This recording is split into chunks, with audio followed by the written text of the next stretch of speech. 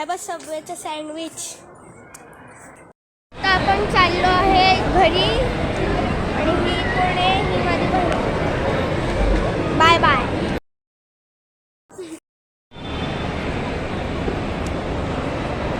गाड्या 2-2 रुपयात मिळतात.